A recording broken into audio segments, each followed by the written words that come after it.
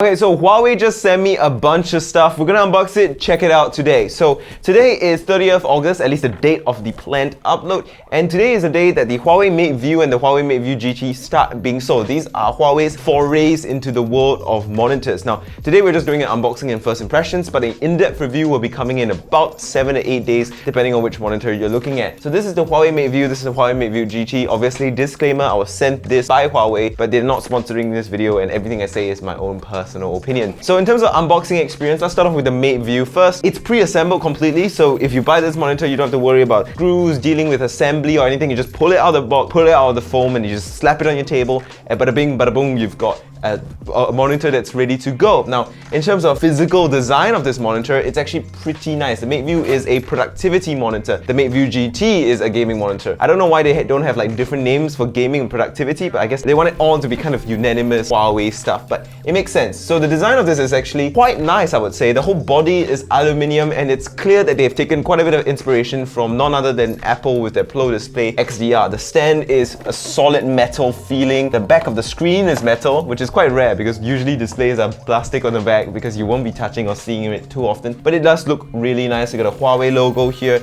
We got clean, simple I/O, and it's all pretty good. If there's one thing about the design of the whole thing that I have to criticize, is that the stand doesn't have enough adjustment for a monitor of its type. So it's a productivity monitor designed for work. So, you know, you want it to be ergonomic, you want it to get it job done, but it only has height adjust and tilt up and down adjust, which is, it is definitely useful and definitely nice to have, better than nothing. But when you compare it to, say, the Philips 4K monitor that I reviewed in the past, which is, I think, $100 cheaper than this without discount, that has a lot more monitor adjustments than this monitor. But that doesn't have as nice of a stand as this, which is all aluminium, all really gorgeous build quality as well. Now, in terms of I/O, on the back, we've got the power plug, we've got a Kensington lock. So in the case of this being in an office or something, you can lock it down. HDMI port for your standard display connectivity. On the left, you find even more ports, which is, you got the USB-C port, which is what you use to connect to your computer, for USB-C display port, and then you can also use that USB-C to get you these two USB Type-A port running, because it's got a built-in USB hub, so you can plug in your keyboard, your mouse, or your peripherals into this and have a one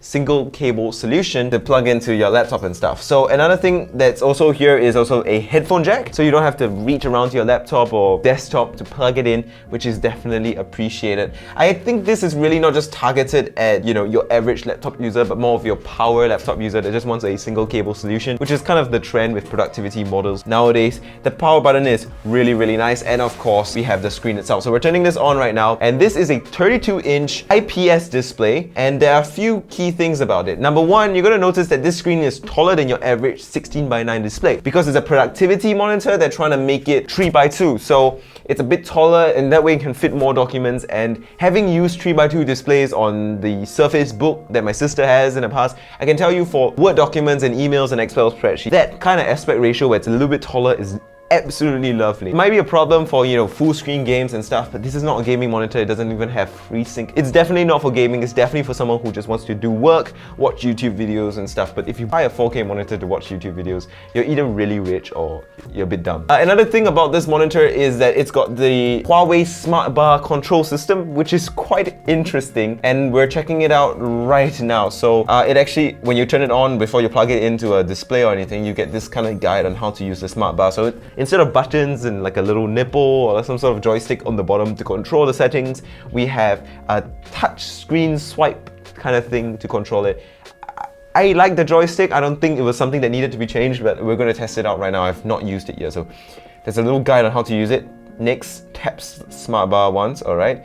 And then they teach you how to swipe. Okay, yeah, swipe to 3, tap it. Okay, and then we can select the language, English. The reason that this smart bar exists is so that you can do things like swipe with one finger to adjust the volume of this display, because it has built-in speakers into the stand. So it's front-facing. I think it also might have speakers built into the display. So I'll check on that, and more on that in the in-depth review, which will be coming 8th of September, so a week from now. You can swipe with 2 fingers so you can change the input source quickly. I think that's actually very, very nice. And this monitor seems to also have wireless connectivity. So if you want to connect your phone or something wirelessly, you can cast to it, so it's kind of like a TV in that aspect. I mean, you never really see a display with a UI or OSD that's like an actual thing, so that's quite impressive. So tap 1 to go next screen, easy screen projection. No, this is not wireless charging. This pad over here is not wireless charging. This pad over here is NFC to start projecting things from your Huawei phone. So I guess this is like an ecosystem thing. They want people to get on Huawei. So yeah, you put your Huawei phone here, you can project your Huawei screen onto this screen. I guess that makes sense. You know, you have a keyboard, mouse plugged into the display, have your screen projecting and do work, but I don't see many people using that function, even though it's a very nice thing to have. For some reason, this monitor has software updates. Since when does a monitor have software updates? So you have to agree to the EULA, the license agreement, and all that stuff. Okay, whatever, we'll just install software update. I mean, it's a loan unit, so I'm not keeping it long term, so I don't really care. You can do your,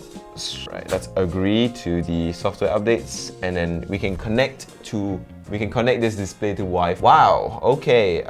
So you can connect this display to Wi-Fi to do your software updates, to do any sort of fine controls. This is surprisingly intricate for a monitor. I don't have it plugged into a laptop yet. I have it plugged into nothing, but it already has its own UI and its own abilities. In a way, it's more like a smart TV / monitor rather than just a pure monitor. Whatever. Okay, so that's the UI. I'm gonna plug in a laptop now, and Huawei has loaned me a Huawei Matebook, which we're also gonna talk about at this point in time. So initial impressions of this when I unboxed it was that this just feels kind of like a MacBook-esque device, and it is very well built, but there's a difference between this and a MacBook. The aspect ratio of this screen is 3:2, so just like this display, it's built completely for productivity, and just because it has the extra kind of vertical height on that display, you're gonna be better off in productivity when it comes to Word documents and stuff, and emails. So I hope more monitor companies, I hope more companies actually do a 3:2 display on their laptops, because having used it on the Surface Book, I can tell you, really good. But yeah, we're gonna set this laptop up now. This one in particular has a Ryzen 7 4800H. I think a 5000 series laptop version of this is definitely coming in the works. It does not have Vega graphics, so while it is AMD graphics, it is AMD's low-end Radeon graphics, just there to basically get the job done. It does not have Vega graphics, it does not have any sort of GPU in it, which is kind of how it's so thin and how its battery life is pretty decent as well, as far as I can tell. So we're gonna log into my hotspot and burn my data. Now, while it's being set up, let's take a look at the design. In terms of I/O, we've got two USB-A ports on the right, and we've got a USB-C port on the left, which is for both charging and data and display port, which is, I guess, it kind of works. HDMI, and we also got a headphone jack for plugging in your headphones, obviously. Simple keyboard. I mean, it definitely feels better than the MacBook keyboards that it's trying to clearly emulate, but it's far from the best laptop keyboard I've ever used. I mean, I've tested better keyboards. It's not bad. It's better than Apple's butterfly switches. There's also a fingerprint sensor on the power button, so you can turn it on. And wait, if I'm not wrong, this does not have a webcam. Oh, it does. It has a webcam built into the keyboard, hidden under this little switch here, which is a thing that I've seen before, but I haven't actually experienced. Look, so the webcam is built into the keyboard, hidden underneath this button, the little switch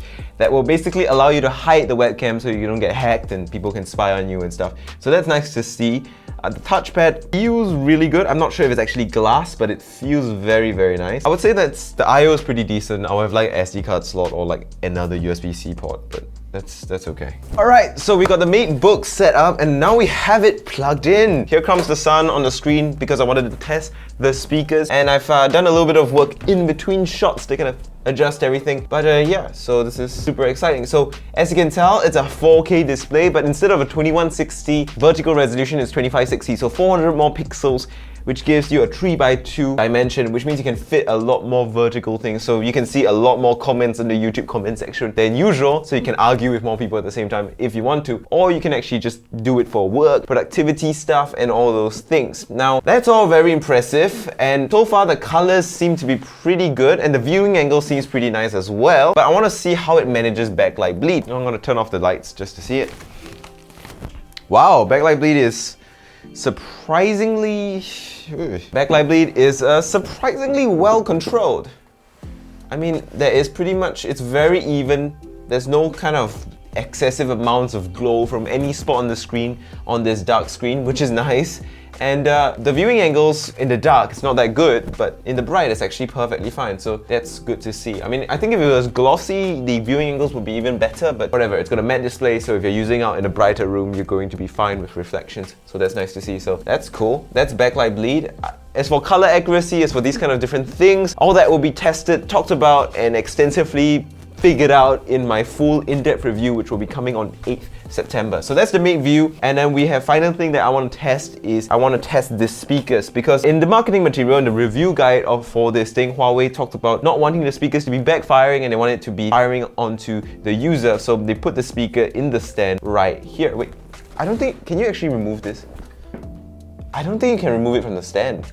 Oh, you can't. It's not VESA compatible. Yeah, it used to be the YouTube intro for basically every single gaming YouTube channel ever, so that's cool. I mean, this... What's the most effective solution for age spots and wrinkles? It's new. What is it? 3D serum. Oh my god! Alright. Okay, so this is max volume. I'm gonna just... Well, it's not gonna sound good because you're listening to it through a mic, but I'm gonna listen to it right now and just judge it that way.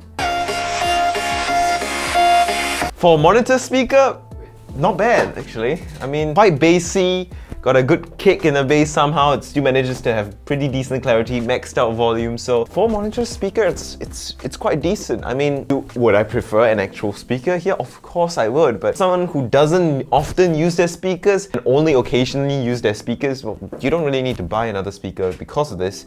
You can just plonk it on your desk and then you'll have a reasonably okay sound setup if you're not planning to use it all the time. If it's your main audio source, audio system, I wouldn't recommend it because it's not really that good. And if you can afford this monitor, you can afford a nice pair of headphones or a nice set of speakers. But if you don't plan to use speakers often, I can see it working in a pinch. So yeah, it's pretty decent. It's front facing as well, so that's a bonus. Let's check out the Mateview GT. So here we go. The monitor nearly dropped. I'm learning from the best. Learning from none other than Linus Tech Tip. Okay, so you join me now mid-game because we're testing out the Mateview GT, which is the gaming monitor of the Mateview Duo. So the Mateview is a productivity monitor, all suit tie, all professional, all serious, but this monitor is, well, for gaming. So ultra-wide, curved, 3440 by 1440, 34 inches. Aspect list that we have seen before, but there are a few notable things that are exceptions and also omissions. Number one, in terms of things that makes this monitor special compared to its $800 brethren of curved ultra-wide monitors from, say, Prism or Super Solid displays, it does have a soundbar included that has an RGB strip on it. I think the RGB is kind of a nice touch, but what's important is that this RGB strip can control the volume of the soundbar speakers. And I would say the soundbar is actually pretty decent, like it gets the job done. Now, if you're someone who's not super obsessed over having perfect audio, then yeah, it's actually quite clear and it can get quite loud. But for someone who cares a lot about audio, then getting a pair of headphones is still something that I recommend. So it depends on how much of an audiophile and how anal you are about like the audio quality you get from your stuff. But it definitely works in a pitch. Now the soundbar also has a little microphone inside, so you can actually use it for Discord chats and Skype chats. Having my initial tests don't really show too much promise for really professional streaming and stuff, but clearly a mic that's built into your monitor is not built for things like that. But it is a nice to have for someone who wants a clean setup and does not want to have an external mic for things like Discord chatting or Skype chatting. And if you're not streaming and you're not recording voiceovers for professional things, then it's not really a big concern that the mic isn't the best, but it gets the job done just like the soundbar as well. Now all that seems impressive and you might be concerned that, yeah, oh, do I need to use the stand to use the monitor? As far as I can tell, that's not necessary because you can remove the monitor from the monitor arm with a little latch, and the assembly and unboxing of those things was pretty smooth, pretty seamless, and basically screwless and toolless, which is super dope. Definitely appreciate that. Now, the screen itself is actually pretty impressive. However, there is one glaring omission that I have to tell you guys. This does not have FreeSync or G-Sync. It does not have variable refresh rate. Either way, let's talk about the display itself. 165Hz is definitely nice if you play CS, Valorant, things like that. Competitive games, you're gonna have a nice time with that high refresh rate. I also do enjoy the fact that it's, you know, a very good looking VA panel. It is a VA panel because when you touch it, you know,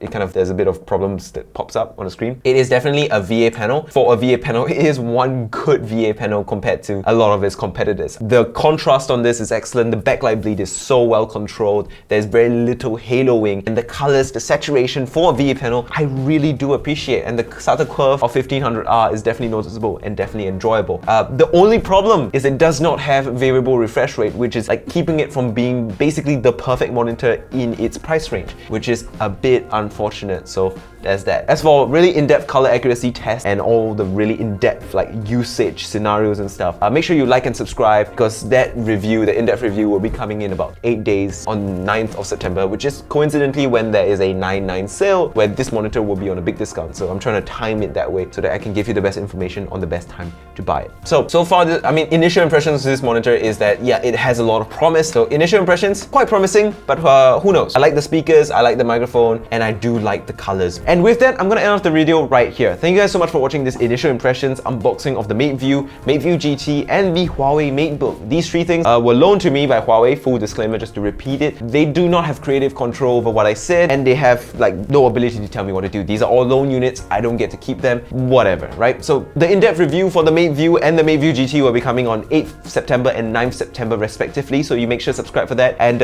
these monitors will start going on sale today, the day of the upload, and there will be on a $140 discount on 9th of September if you deposit $1 into Shopee, which is why HUAWEI is sending out review units in the first place. As to whether it's going to be worth it for you, well, those questions will be answered in the in-depth review. I just hope this initial impressions was enough to get you a rough idea of what these monitors are like. And with that, that's it for this video. It's a very difficult video to make, a very intricate one that I had to do many takes and shoot about 2-3 hours of footage for, but either way, very interesting in my opinion, the Mateview and the Mateview GT as well as the HUAWEI Matebook. Now stay tuned and make sure you subscribe because the full-on in-depth review of the Mateview and the Mateview GT will be coming on 8th September and 9th September. If you're rushing to buy it, wait for 9 days and wait for my in-depth review before I can give you a final verdict as for whether this monitor is the right choice for you. As for that final question, like whether this monitor is the right choice for you, I would say that both these monitors have a lot of promise, but I need more testing to discover whether the Mateview has any glaring issues, whether its color is as good as it seems initially. I need a little bit more time, but those reviews will be coming in a week, so subscribe for that. And the laptop Matebook will also be reviewed, and that review will probably be coming in maybe 3 to 4 weeks because laptops need a lot more time to review than monitors, in my opinion. Either way though, thank you guys so much for watching. Make sure you like, subscribe, comment, all the good stuff. And if you have any questions you want to ask in particular, link in my description is my Discord where you can ask everything. There's a very active, growing community there. We can have a good chat, have a good time, have a little fun. I'll see you guys next time. Adios. 再见.